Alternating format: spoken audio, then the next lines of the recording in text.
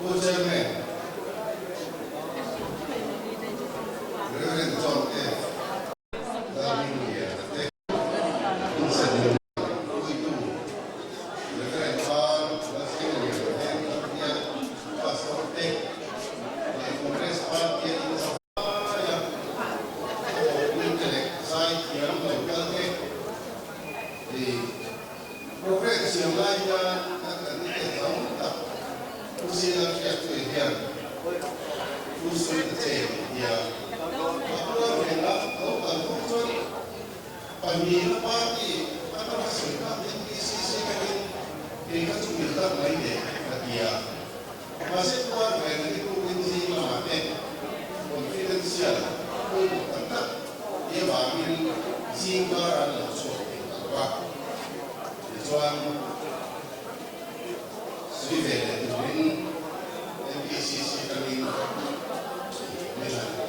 tidak kalau dia kayak macam so yung sama di kantor hun kata so kali ini bahasa ni na hun ren so di jual da hun fair makian tahun teman so Kongres apa ya kongres apa kan mau itu so itu kei mani na kan ni mulai terkiat so itu rekam masih bimal di cara di lalu hama waktuที่คุณอิสระตาkanที่เด็กเองนี่เองนี่ทิ้งนี่ก็ที่สุดก็จงไล่มาว่าทุกๆมีบางเรื่องนั้นในสังคมตาบุตร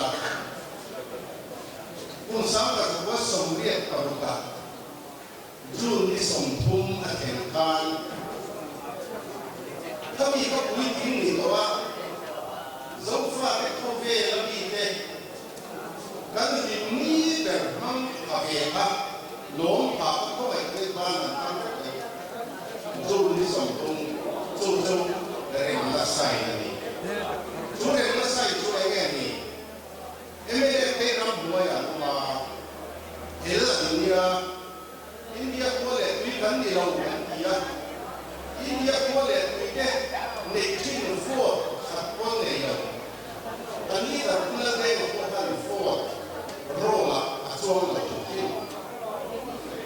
tutto quella tangonan atau zolin zoran di Bulgaria min hampin suan emile kehilan kehilan dia atau zolin suan kongres hampin dia pula dia foto ulang nilai emile kami pula zoran kehilan Minister CM ni pula dia lama. Oh, so leader apa pondok, muaya kaum pejabat tim presiden dia mana? Itu yang terlepas maya kaum dia. Masih presiden dia kan helnya sorkar pun di kahlan mamlo. Ia terkait minister CM pondok.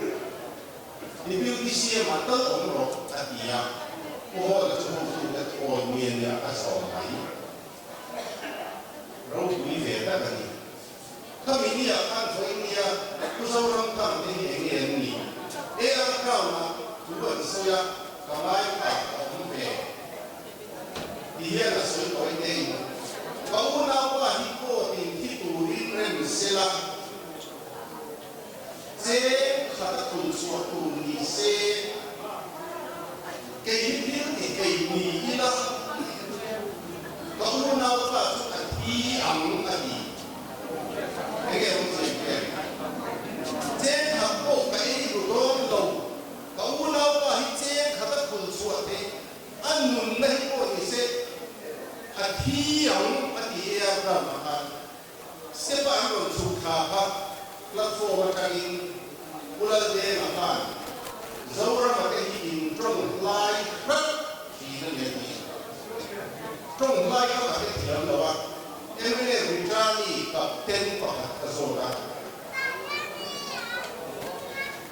Punya orang ikan kurang makan dia ini Rusia.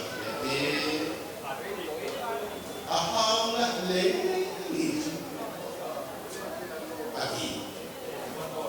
đền cả với nhiều cũng dâu rong thằng anh em làm luôn là sao em ấy có president ya chi cũng đi sao ya đó anh coi sao thu đi là sao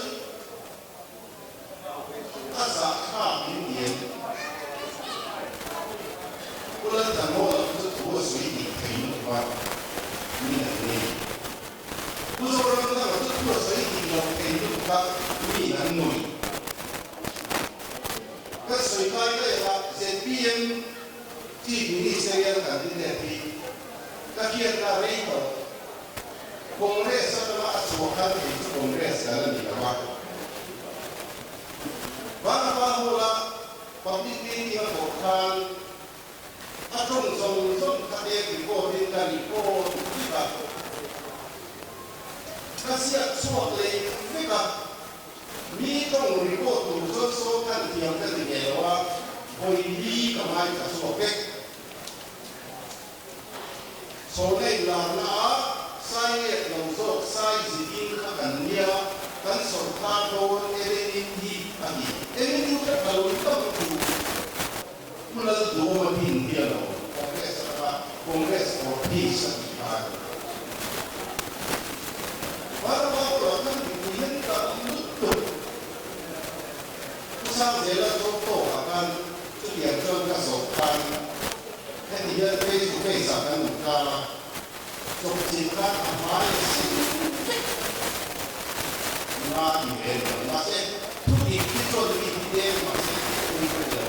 Để có thu nhập những cái nghiệp nó sẽ sử dụng các sử dụng nó là có phải cái gì thì người chỉ là làm cho họ xin cái nào cần nó để được sản ra cũng có xin supply hỗ in mà là mua tapi yang saya katakan bahwa usia OLC tua lah, kan presiden ni OLC tua kan apa lembah presiden kan mulia, kau mana aku soalnya program anu soalnya dia kalau suai baik dia kan sintam kita hak suka dia loh, nak apa hak dimai loh ni kan dia, hak suka dia loh kan kalau tanpa Usah orang thằng main siết som ni baru kan lah cái chuan ni nga kan riết kan lah kan. Asan cuma emelefin biaran vilre kumma sunan vil. Setiap ini yang kandidat dan buang masalah anilma tu anilma Mày cảm nghĩ là rất quan trọng anh sẽ hùng của mình mặc đâu thì anh em thì có và theo chuyện thì lòng đồ thế và nó trong bàn sở khá nhân con các quy cho nó lục quy lục châu chuan tục về ra trong mình anh cái lục chuan về thế số nó trong tất nhiên là gì ZPM tu nak siang kandidat dia. Chút yang chút hole là cái số cái này là đủ về rồi. Các ông mà cần luôn ngồi mà răng tan cái này anh trăm để mấy. Kuna dua mahit, kuna orang thang ai tuan, ado level asam hết.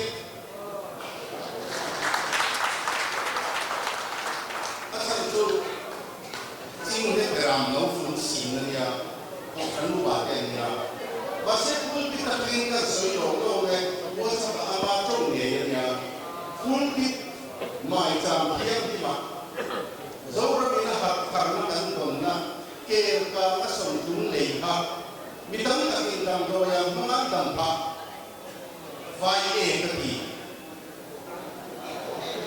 các việc sống đủ khác, cái tập yếu của which Sunday school kan zilti tu kali zilo kali ni la jangan tu kita bahon me pres batalian ko kan ya kasoi du lawan kasoi lawan sudah total prohibition dia tu kan ni zukha bur narani anji wajib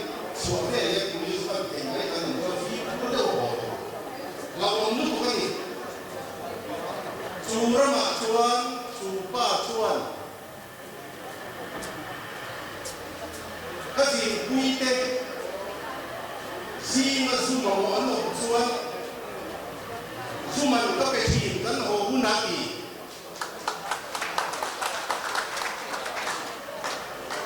các su nếu mà và đây là mình có biết không cô là dù mà hiện cái gì quy tên cái gì cái nó bây giờ cái gì là cô là số cái gì này Unsong kabinet ini sekarang itu MLA akan itu zilong biway kat malam assembly ahya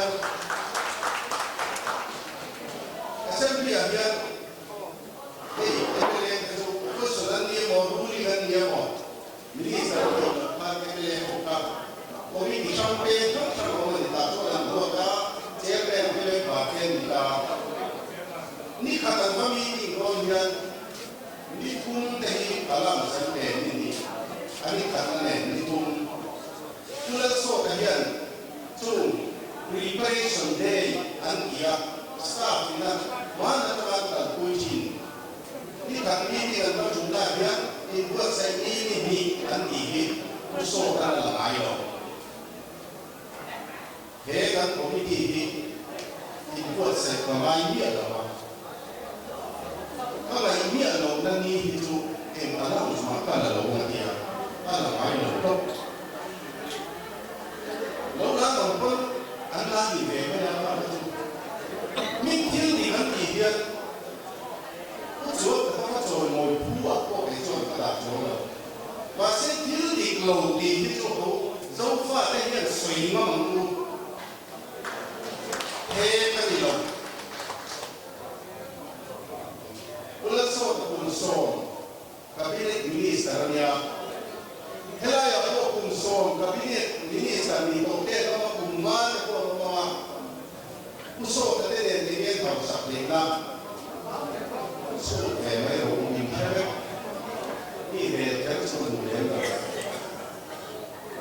so ay ko niya tuwan kan president zone takulan so kan niya so kan nebele tehian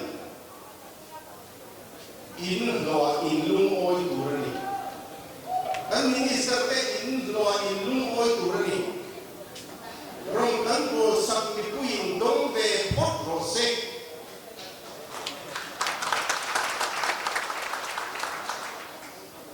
ire ke ngam u ani to ku so ta ni ku ai de pa ya ko ke nan ni ka zo mai ne ngam ko ni pa bai sa na ani mo kasih ni po kita dia di fit ko problem ko na Israel ala pa sumren sem ta insani tu de mo in so aro ku ya no MLA dia minister ani le to lu ya hi mani lo ka invial to lui speaker ulang dia kasai tahu BJP asal dona interview hari ini so aceh noi salah aceh do tadi lo ulang tulis tak ni tutor lu yang di lo mati ulang kasai kes profile dia upalam tahunnya di mual produktor di mual buong lo tak niya tiro waya ta produktor lo yan helu rose puri na sa lo ni ko ta ki rose do ta pun hi chuan ki rose ta chu in kin na tu chin so ram thaman ki ta ta chuan kin thei lo na chi tu mo ko kong chong ka siam lo ni de a kin thei ni lo Sini melo, ini hidup melo. Ini lebih dong kosong, sok konsen, itu bintang tahun tiga jam. Akin teknik alo, tu nanya, kalau dia boleh seorang ibu song songin akin tekun, na lama sung chal te khan MLA candidate ki vote lo kewa Congress candidate ki vote ke khan e fire na theyang ber ki he lu thu tai payang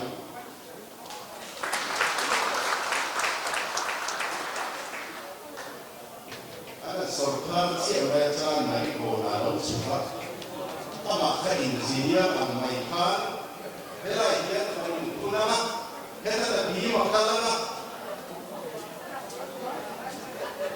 खत ये करो का इशू है जान पूरा नहीं लो कॉन्ट्रैक्ट एक बार सरकार कल थे लो फिर सुबह भुगतान बताऊँ तो सरकार Azul belum keluar di tanah actual bahasa anak kan pernah sosial promosi itu perkara lokal ini asal actual asal intelligent bukan dunia kan tunde bahasa actual kan pastor Athino main kan rumah awal lalu orang dua yang kita yang ciri bukan rumah hotel ini kongero setu dekat hotel, kami selalu tak terima. Bukan dengan siapa pun, kandang kan hingkang turun ngomong ini. Ani nom, ini faul ini nom. Hei, oh itu kan jangan pasal. Rem, fix kopelor tolong. Oi, sa suma family ko talo dule, siendi ko no. Kaso inserto, se piedi, kaso itama ki kalao, kaso itam ko no. Tengo idea, kuya. Ela kandire, ata ko ni bahan, di kantor presiden zamda. Kula sotan ni phone ya. Dia macam mana mana satu maya. Ini yang kan boleh soal boleh dia. Numai soal kan dia. Dia sepakat dia. Asal itu kan presiden. Kuliah tu juga kita tangkai siap. Amat efisien tapi guna tak kalau kita tidak dia. Kan ni. Mai nyari manusia. Bulan yang semua media chairman sampai sahaja kan tak manusia. Kuliah kan tak lagi tuan kuliah sosial media umum. Kita itu adalah senior minister panggung phone etc. Kapu mai lo. Info non le mai lo. Nak sama macam, ukir kuya tu, kira yang tuan tak ukir tu yang mereka kan dia tak. Mipakat pun berumur se kan dia tak dia kapu tak tu, hidup cahaya pakat. Kalau kan tuan ukir kuya tu tak tu, pagi tu, ini langsung kerja kan dibuat semula. Biar siapa antian mereka. Kalau mereka sudah di dalam ini, mereka lagi ada tak boleh sebenarnya. Itu antara mereka siapa ini. Wah kita bicara mengenai dia. Aku zong kuliah Kongres Parti. Baik mantan pemimpin atau si. Amat dia saya berdoa. Kasus tuan ni. Asal boleh dengan dia kan mohon Allah. Tu bangin Kongres Parti dia.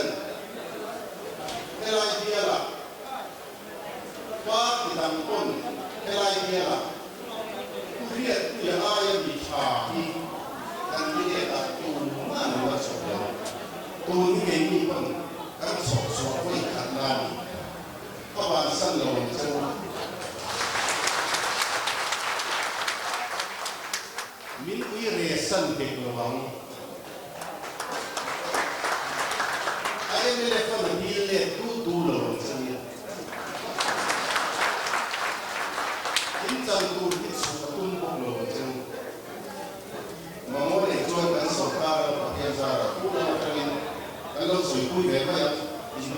phụ thì làm gì in cái gì là cái gì cái vấn đề quá thì mình em mà đi làm em rồi cũng cảm thấy là là em bị có một số chuyện rồi cái in chỉ là cái đủ là trong hiện cái sự này cái nó cũng qua cái sự là mình là sự đó thì thế mà in hồ cũng là in đi là theo có mấy điều rồi em cái gì MPCCTS hay Trần Quốc Căn xem về chứ mà có liệu cái xem về lúc này đi xem Trần Quốc Căn nhá chúng ta MPA Trần Quốc Căn nhá MPA committee và đi tìm lễ hội chuan cái lễ các hội quy hoạch cần phát triển đúng không? Tôi elected và các tân đồng tiền xe ăn đi chuan elected và các nhà cần tân đồng chủ MPA ini sah urani. Amayo tu nambide election pun to luar tuan Madinah tuan kalau merosek ide kan pemjaman. Kadira tuan kalau cuci nanti kalau ikati lalu ini kongres parti jalan kalau akan dilawan parti dalam zonkan election pun balik luar Aduh, nak ini saya yang masih tu MPF approve kan di dalam ini. Election puan semua tuan kandidat juga orang masih bagi orang semua dah itu. Info kalau kurang tunjuk, pakai coba suruh ini dalam. Aku mai suruh. Nanti ni betul. MPF nam mobile forum boso pula kalau orang sumpah ini kalau orang siapa bikin hubungan dengan itu saya kau tapi turun itu mesin itu mereka sendiri sama kayak itu bang ai turun di kafe nasa kasum teko kafo nak kita ni langsung sana tunda kasum teh kan yang các đồng viên các viên thì phải trong các nội hay là tốn trùng du khách cho phải phổ lại ta để làm bảo ai trong sau qua kia sẽ hiện các niệm của chúng ta các hiện các hiện đúng là nhân các hiện hay là đúng là cho ta đi là cái lễ khách tốn trùng du vì làm vô thì là tôi mà nghỉ còn các đồng chú mà cùng ba chú các mình là có các đồng số lòng trong cái mà cái gì nhiều xuân cái gì sao các đồng số lòng trong đúng trung sức như số còn về lòng phổ các việc đồ đặt mà đúng trung sức cán sạc của cán nắm các đồng chuột các đồ ring Congress Party không ấy cái lầu vô thì chúng MPF là các cái lầu các committee về giết các cái số lượng mình cho nên xem này mình khắp mấy xe hoặc mấy cái mình cho mình bao xe vào hôm rồi cái xe phải này cho anh chúng đồng chí tập rất là nhiều cái gì là gì cả các cái số lượng của xảy ra ấy nó hiện cái này mà xem chúng ta mình chúng ta suy ta mà nó đi chung và